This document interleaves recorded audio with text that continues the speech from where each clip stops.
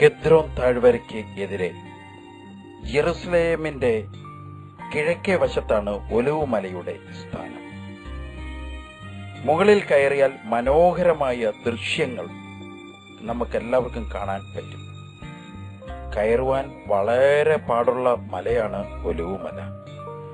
യേശുവും ശിഷ്യരും അതിൽ കയറി എന്ന് പറയുമ്പോൾ അവരുടെ മാനസിക അവസ്ഥ ജനങ്ങളിൽ നിന്ന് വേർപെട്ടിരിക്കണമെന്നുള്ള ആ അമിതമായ ആഗ്രഹം എത്ര വലുതാണെന്ന് ഒലിവുമലയെക്കുറിച്ച് പഠിക്കുന്ന ഏതൊരാൾക്കും മനസ്സിലാകും. ആ മലയുടെ ഓരോ ഭാഗങ്ങളിലും ഒലിവ് മരങ്ങൾ ഉയർന്നു നിൽക്കുന്നത് നമുക്ക് കാണാൻ പറ്റും. താഴെയും മുകളിലും മരം വളരാൻ ഭാഗമായ എല്ലാ സ്ഥലങ്ങളിലും ഒലിവ് മരങ്ങളാണ്. മല മുഴുവനും ഒലിവ് തൈകളും മരങ്ങളും കൊണ്ട് നിറഞ്ഞിരിക്കുക. ആയതുകൊണ്ട് അവിടെ ഇരുന്നാൽ പെട്ടെന്നൊന്നും യേശുവിനെ ആർക്കും കണ്ടെത്താൻ സാധിക്കുകയില്ല. എന്നാൽ മനോഹരമായ ദേവാലയവും ജെറുസലേമും ഒക്കെ കാണുവാനും പ്രാർത്ഥനയ്ക്ക് ഏറ്റവും കൂടുതൽ ജെറുസലേമിൽ ചെന്നാൽ ഉതകുന്ന സ്ഥലവും ഒലിവുമല തന്നെയാണ്. ഒലിവുമലയുടെ ഏറ്റവും മുകളിൽ ചെന്ന് കഴിഞ്ഞാൽ നമുക്ക് കാണാൻ സാധിക്കും ജെറുസലേം നഗരത്തെക്കാൾ 300 അടിയോളം ഉയരത്തിലാണ് ഈ ഒലിവുമല ഇരിക്കുന്നതെന്ന് നമുക്കറിയാൻ പറ്റും. അത്രയും ഉയർന്ന ആ സ്ഥലത്ത് യേശു കടന്നു ചെന്നിട്ടാണ് ലോകാവസാനത്തെക്കുറിച്ചും എല്ലാം പറയുകയും നിലവിളിക്കുകയും കരയുകയും ഒക്കെ ചെയ്യും. ഒലിവുമലയിൽ നിന്നാൽ കാണാൻ പറ്റുന്ന ചില കാര്യങ്ങളും കൂടെ. സ്വർണ്ണ നഗരമായ ജെറുസലേം കാണാം. യൂദയിലെ മലകൾ കാണാം. മുഴുവൻ മലകളും കാണാം. അങ്ങ് ദൂരെയുള്ള ചാവുകടൽ കാണാം. കിഴക്ക് വശത്ത് ശാന്തമായി നിലനിൽക്കുന്ന മൊബാബ് രാജ്യം കാണാം. മലകൾ കാണാം. മോശ ഇവിടെ വെച്ചാണ് മോശ മരിക്കുന്നത്. അങ്ങ് അക്കരെയായിട്ടുള്ള മൊബാബിന്റെ ആ മലകൾ, നെബോ മല വരെ കാണാൻ പറ്റും ഒലിവുമലയിലിരുന്നാൽ. യേശുക്രിസ്തു വളരെ ശക്തമായിട്ട് എത്ര ബുദ്ധിമുട്ടിയിട്ടും അവിടെ കയറിയതിന്റെ രഹസ്യം ഇത് തന്നെ. നമുക്കറിയാം, തോമസ് ലീഗ കേരളത്തിൽ വന്നിട്ട് ഏകാന്ത പ്രാർത്ഥനയ്ക്കായി തെരഞ്ഞെടുത്തത് മലയാറ്റൂരാണ്. എത്രമാത്രം കയറ്റവും ഇന്ന് അത് ആ വഴികളൊക്കെ വളരെ സുലഭമാണെങ്കിലും തോമസ് ലീഗയുടെ കാലത്ത് അന്ന് വഴിയില്ല. ആ കുന്നുകളെല്ലാം അദ്ദേഹം ചാടിക്കയറി ആ ഏറ്റവും കാടിന്റെ ഏറ്റവും മുകളിൽ ചെന്ന് വിശാലമായി ആകാശം കാണാവുന്ന ആ സ്ഥലത്ത്, അവിടെയാണ് ഒരു കിണർ ഉള്ളത്, ഊറ്റുള്ള ഒരു കിണറുള്ളത്. അവിടേക്ക് നോക്കി ആകാശം കാണുന്ന രീതിയിൽ അദ്ദേഹം ഇരുന്ന് പ്രാർത്ഥിച്ചത് യേശുവിന്റെ കൂടെ ഒലിവുമലയെ കയറിയുള്ള പരിചയമാണെന്ന് ഞാൻ വിശ്വസിക്കുന്നു. കാരണം ഏറ്റവും കേരളത്തിൽ നല്ല ഉയർന്ന ഒരു സ്ഥലമാണ് മലയാറ്റൂര്. ആ ഉയർന്ന സ്ഥലങ്ങളിൽ ഒന്നായതുകൊണ്ട് അവിടെ ഏറ്റവും വിശാലമായ ഒരു സ്ഥലം ആണ് അദ്ദേഹം തെരഞ്ഞെടുത്തത്. മലയാറ്റൂർ എന്ന് പറയുന്നത് പള്ളി സ്ഥാപിക്കാനല്ല തോമസ് ലീഗ തെരഞ്ഞെടുത്തത്, മറിച്ച് ഏകാന്ത പ്രാർത്ഥനയ്ക്കും തപസ് ചെയ്യുവാനുമാണ് മലയാറ്റൂർ അദ്ദേഹം തെരഞ്ഞെടുത്തത്. ഈ മലയുടെ താഴെ അടിവാരത്താണ്, നമ്മുടെ ഒലിവുമലയുടെ താഴെ അടിവാരത്തിലാണ് ഗെസ്തമൻ തോട്ടം നിലനിൽക്കുന്നത്. അവിടെ വെച്ചാണ് ലോകത്തിലെ ഏറ്റവും വലിയ ചതിവ് നടന്നതും യേശുവിനെ ചുംബനം കൊണ്ട് ഒറ്റിക്കൊടുത്തതും. ഈ ഒലിവുമലയിൽ നിന്ന് താഴോട്ട് ഇറങ്ങി സൈഡിലൂടെ നടന്നു വന്നാൽ മാത്രമേ ഒരു മലഞ്ചരിവ് പോലെ ഉള്ള പ്രദേശമുണ്ട് കേദ്രോൻ താഴ്വര. അത് മലഞ്ചരിവ് പോലെ, മേളിൽ നിന്ന് ഉയരവും താഴോട്ട് ചരിവുമാണ്. ആ ചരിവിലൂടെ ഇങ്ങനെ നടന്ന് അപ്പുറത്തോട്ട് ചെന്നാൽ മാത്രമേ ഈ ഒലിവ് തൈകൾ മാത്രം നിലനിൽക്കുന്ന തോട്ടമാണ് ഗെസ്തമൻ തോട്ടം എന്ന് പറയുന്നത്. മൊത്തം ഒലിവ് മരങ്ങളാണ്. ഒലിവ് മരങ്ങൾ കൊണ്ട് നിറഞ്ഞു നിൽക്കുന്ന, എവിടെയും നോക്കിയാലും ഒലിവ് മരങ്ങൾ മാത്രം. അങ്ങനെ ആ തോട്ടങ്ങളിൽ യേശു ഒലിവ് മലയിലും ഈ തോട്ടത്തിലുമായിരുന്നു ഒരുപാട് നേരം പ്രാർത്ഥിക്കുക പതിവായിരുന്നു എപ്പോ ജെറുസലേമിൽ വന്നാലും. ഒലിവ് മലയിൽ നിന്ന് യേശുക്രിസ്തു ഈ തോട്ടത്തിലേക്കുള്ള യാത്ര തുടങ്ങുന്നു. ഒരിക്കൽ യേശു ഒലിവുമലയിലിരുന്ന് പ്രാർത്ഥിച്ചുകൊണ്ടിരിക്കുമ്പോൾ ശിഷ്യന്മാർ പതുക്കെ അടുത്തുകൂടി. ഗുരുവിന്റെ മുമ്പിലായി ഇരുന്നിട്ട് പറഞ്ഞു, ഞങ്ങൾക്കൊരാവശ്യമുണ്ട്. യേശു നോക്കി, എന്താണ്? അങ്ങയുടെ പ്രാർത്ഥനാ രീതികൾ വളരെ വ്യത്യസ്തമാണ്. ഞങ്ങളെ ഒന്ന് പ്രാർത്ഥിക്കാൻ പഠിപ്പിക്കണം. ഒലിവുമലയുടെ മുകളിലേക്ക് നോക്കിയാൽ ആകാശം തൊട്ടടുത്തൂടെ പോകും. യേശു കരങ്ങൾ ഉയർത്തി, ശിഷ്യന്മാരും കരങ്ങൾ ഉയർത്തി ആകാശത്തേക്ക് നോക്കാൻ പറഞ്ഞു. നോക്കി, അതിന്റെ മുകളിൽ പിതാവുണ്ട്. യെസ്, ശിഷ്യന്മാർ വിശ്വസിച്ചു. ഇനി ഞാൻ പറയുന്നത് പോലെ പറയുക, സ്വർഗസ്ഥനായ ഞങ്ങളുടെ പിതാവേ, അങ്ങയുടെ നാമം പൂജിതമാകണമേ, അങ്ങയുടെ രാജ്യം വരയണമേ, അങ്ങയുടെ തിരുമനസ് സ്വർഗത്തിലെന്ന പോലെ ഭൂമിയിലും ആയിരിക്കണമേ. ശിഷ്യർ ആ പ്രാർത്ഥന ഏറ്റുചൊല്ലി. പൂർണ്ണ മനസ്സോടെ പൂർണ്ണ ശക്തിയോടെ ഏറ്റുചൊല്ലിയ മലയാണ് ഒലിവുമല. ഈ മലയിൽ വെച്ച് യേശു പറഞ്ഞ ഏറ്റവും വലിയ ഉപമകളിൽ എനിക്ക് പ്രിയപ്പെട്ടത് 10 കന്യകമാരുടെ ഉപമ ഈ മലയിൽ വെച്ചാണ് പറഞ്ഞത്. ഒലിവുമലയുടെ അടിവാരത്താണ് ഗെസ്തമൻ തോട്ടം നിലനിൽക്കുന്നത്. ഞാൻ നേരത്തെ പറഞ്ഞല്ലോ, ഗെസ്തമൻ തോട്ടം മൊത്തവും ഒലിവ് വൃക്ഷങ്ങളാണെന്ന് ഞാൻ പറഞ്ഞല്ലോ. കെദ്രോൺ താഴ്വരയ്ക്ക്, ഒലിവുമലയുടെ സൈഡിലൂടെ കെദ്രോൺ താഴ്വരയുണ്ട്. അത് ഞാനും പറഞ്ഞു, ചരിഞ്ഞു കിടക്കുന്ന സ്ഥലമാണ്. ആ സ്ഥലത്തിന്റെ അപ്പുറത്തെ സൈഡ്, മറുപുറത്താണ് ഈ തോട്ടം ഉള്ള സ്ഥലമുള്ളത്. ഗെസ്തമൻ എന്ന വാക്കിന് ഒലിവ് ചക്ക് എന്നാണ് പറയുന്നത്. ഏറ്റവും കൂടുതൽ ഒലിവ് കിട്ടുന്ന സ്ഥലമാണത്. ഒലിവ് മരങ്ങളുടെ ആസ്ഥാനം എന്ന് വേണമെങ്കിലും നമുക്കതിനെ പറയാം. അന്നും ഇന്ന് ഞാൻ ഈ പ്രസംഗിക്കുന്ന സമയത്തും ആ സ്ഥലം ഒലിവ് മരങ്ങൾ കൊണ്ട് നിറഞ്ഞു നിൽക്കുകയാണ്.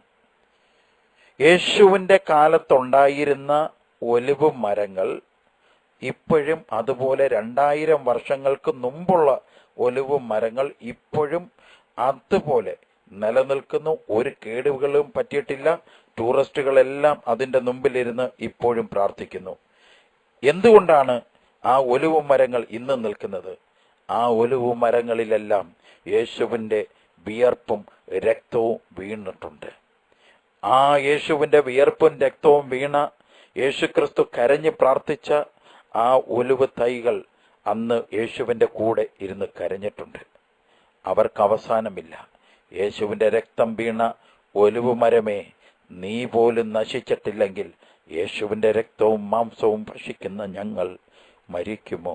ഞങ്ങൾ തകരുമോ? ഒലിവ് മരത്തോട് ഇത്രയും കരുണ കർത്താവ് കാണിച്ചുവെങ്കിൽ വിശുദ്ധമായ രീതിയിൽ അത് ഭക്ഷിക്കുന്ന ഞങ്ങളുടെ ജീവിതം നശിക്കുമോ? എന്തുകൊണ്ടാണ് യേശുവിൻ്റെ രക്തം വീണ ഈ ഒലിവ് തൈകൾ, ഈ ഒലിവ് മരങ്ങൾ നശിപ്പിക്കപ്പെടാഞ്ഞത്? AD 70 ടൈറ്റസ് വന്ന് ജെറുസലേം ദേവാലയം തകർത്തു. ആ ജെറുസലേമിന്റെ പരിസരത്തുള്ള എല്ലാ മരങ്ങളും വെട്ടി നശിപ്പിച്ചു. എന്നാൽ ഈ ഗെസ്തമൻ തോട്ടത്തിലേക്ക് ടൈറ്റസും പട്ടാളവും കടന്നു വന്നു. അവിടെ ഉണ്ടായിരുന്ന മരങ്ങൾ, ഒലിവ് മരങ്ങൾ മൊത്തവും മുറിച്ചെടുത്തു. എന്നാൽ യേശുക്രിസ്തുവിന്റെ വിയർപ്പ് വീണ, യേശുക്രിസ്തു രക്തം വിയർത്ത ഭാഗത്ത് നിലനിൽക്കുന്ന കുറച്ച് മരങ്ങളുണ്ടായിരുന്നു. ആ മരങ്ങൾ മുറിക്കാൻ വന്നപ്പോൾ തീത്തോസ് പറഞ്ഞു, ടൈറ്റസ് പറഞ്ഞു, സ്റ്റോപ്പ്, ഈ മരങ്ങളെ ഒന്നും ചെയ്യേണ്ടെന്ന് പറഞ്ഞു.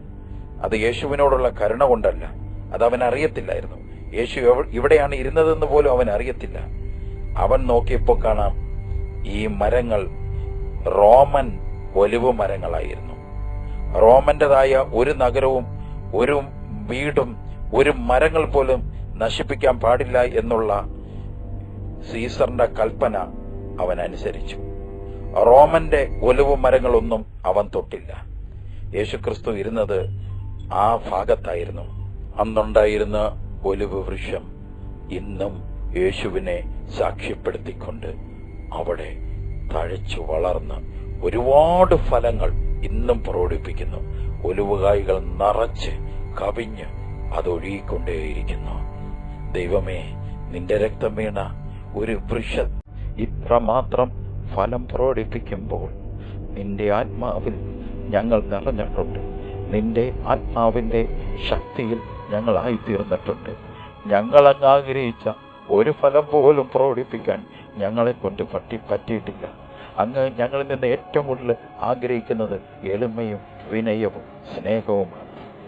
ഇതിനെ മൂന്നും മാറ്റിവെച്ചിട്ടാണ് ഞങ്ങൾ കാണിക്കുന്ന ഭക്തി, ഞങ്ങൾ കാണിക്കുന്ന ശുശ്രൂഷകൾ എല്ലാം. ഇത് മൂന്നുമില്ലാതെ അവിടത്തേക്ക് എന്ത് ചെയ്താലും അത് സ്വീകാര്യമല്ലെന്ന് അരുൾ ചെയ്ത അങ്ങയുടെ കൽപ്പനകൾ ഞങ്ങൾ മറന്നുപോയി. കർത്താവെ, ഞങ്ങൾക്ക് വിനയം തരണമേ. കർത്താവെ, ഞങ്ങൾക്ക് എളിമ തരണമേ. കർത്താവെ, കലർപ്പില്ലാത്ത സ്നേഹം ഞങ്ങൾക്ക് തരണമേ. അതുപോലെ തന്നെ കേദ്രോൻ താഴ്വര അതും നിലനിൽക്കുകയാണ്, കേടുപാടുകളില്ലാതെ അതേ രീതിയിൽ. എന്തുകൊണ്ടാണ് കേദ്രോൻ താഴ്വര ഇത്ര ശക്തമായി നിലനിൽക്കുന്നത്? അടിവാരത്തിൽ നിന്ന് ജെറുസലേമിന്റെ വടക്ക് പടിഞ്ഞാറ് ചരിഞ്ഞ് താണു കിടക്കുന്ന താഴ്വരയാണ് കേദ്രോൻ താഴ്വര എന്ന് പറയുന്നത്. ഈ താഴ്വരയ്ക്ക് 2 പുറമാണുള്ളത്. അപ്പുറവും ഒരു പുറമുണ്ട്, ഇപ്പുറത്തും ഉണ്ട്. ഒലിവുമലയും ജെറുസലേം നഗരവും അനേക പ്രാവശ്യം യേശു ഈ താഴ്വരയിൽ കൂടെ പോകുമ്പോൾ ഒരു സൈഡ്, കേദ്രോൻ താഴ്വരയുടെ ഒരു സൈഡിൽ നിന്ന് കഴിഞ്ഞാൽ നമുക്ക് ജെറുസലേം നഗരം കാണാം. അത് കഴിഞ്ഞ് പൊങ്ങി നേരെ താഴേയിലേക്ക് വന്നു കഴിഞ്ഞാൽ അടുത്ത സൈഡിലോട്ട് നിന്നാൽ നമുക്ക് ഒലിവുമല കാണാം. അങ്ങനെ 2 പുറങ്ങളാണ് ഈ കേദ്രോൻ താഴ്വരയ്ക്ക് ഉള്ളത്. ഇനി അനേക തവണ ഈ ക്രിസ്തു ഈ താഴ്വരയിലൂടെ മുറിച്ച് കടന്നിട്ടുണ്ട്, ഉറപ്പാണ്. എന്താ കാരണം എന്ന് ഞാൻ പറയാം. സുന്ദര കവാടം എന്ന് പറയുന്ന വഴി, ദേവാലയത്തിലേക്കുള്ള ആ വഴിയിലൂടെ യേശു പോവുകയാണെങ്കിൽ ഈ കേദ്രോൻ താഴ്വര വഴിയെ യേശു പോയിരിക്കുന്നത് അത്രയും. ഇനി ലാസറിന്റെ വീട്ടിലേക്ക് പോകുകയാണെങ്കിലും ഈ കേദ്രോൻ താഴ്വര മുറിച്ചു കടക്കാതെ പോകാൻ പറ്റത്തില്ല. ഇനി പെസഹ വ്യാഴാഴ്ച നമ്മുടെ യേശുവിൻ്റെ ഏറ്റവും ബലപ്പെടുപ്പായ ശരീരവും രക്തവും സമർപ്പിക്കപ്പെടുവാനും ലോകത്തിന് നൽകുവാനുമായി യേശു തയ്യാറാകുന്ന സമയത്ത് ഒലിവുമലയിൽ നിന്ന് കേദ്രോൻ താഴ്വര മറികടന്ന് ഇത് ചെയ്യുവാനായിട്ട് പോകാൻ പറ്റത്തുള്ളൂ. ഇനി ഇന്നത്തെ ദിവസം ഒലിവുമലയിൽ ചെന്നിട്ട് യേശു ക്രിസ്തു ഇന്നത്തെ ദിവസം വെളുപ്പാങ്കാലത്ത് ഒലിവുമലയിൽ പോയി ആ യേശുക്രിസ്തു അതുവഴി കേദ്രോൻ താഴ്വര വഴിയാണ് യേശുക്രിസ്തു ഗെസ്തമേൻ തോട്ടത്തിലേക്ക് പോകുന്നത്. അങ്ങനെ പല പ്രാവശ്യമായി ഈ കേദ്രോൻ താഴ്വര യേശുവിൻ്റെ കാൽപാദങ്ങൾ പതിഞ്ഞിട്ടുണ്ട്. പല സൈഡുകളിലൂടെ, പല വഴിയിലൂടെ കേദ്രോൻ താഴ്വര മുഴുവൻ യേശുവിൻ്റെ കാൽപാദങ്ങൾ. പലപ്പോഴും വേദന നിറഞ്ഞ കണ്ണുനീരും ആ കേദ്രോൻ താഴ്വരയിൽ വീണിട്ടുണ്ട്. അതുകൊണ്ട് കേദ്രോൻ താഴ്വര ഇന്ന് നല്ലപോലെ നിൽക്കുകയാണ്. യേശുവിന് സാക്ഷിയായി അവ നഷ്ടപ്പെട്ടിട്ടില്ല, അവ മാറിപ്പോയിട്ടില്ല. യേശയ്യായുടെ പുസ്തകത്തിൽ ദൈവം പറയുന്ന വാക്ക, കാളയ്ക്ക് തന്റെ ഉടയവനെ അറിയാം, കഴുതയ്ക്ക് തന്റെ യജമാനനെ അറിയാം, എന്റെ ജനത്തിന് എന്നെ അറിയത്തില്ല.